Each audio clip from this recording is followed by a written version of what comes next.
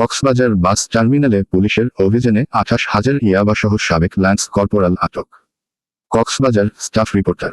কক্সবাজার কেন্দ্রীয় bus terminal এলাকায় পুলিশের অভিযানে সেনাবাহিনীর ভুয়া স্টিকার লাগানো একটি ল্যান্ড ক্রুজার থেকে 28,000 ইয়াবা উদ্ধার করা হয়েছে।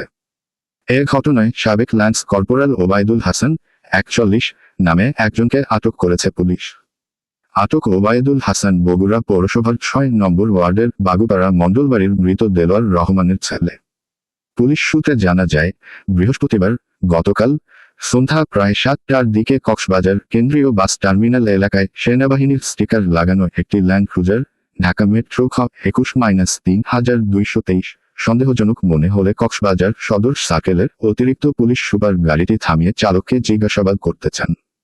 এ সময় চালক পালিয়ে যাওয়ার চেষ্টা করলে ব্যস্ত সড়কের যানজটের মধ্যে গাড়িটি আটকে যায়।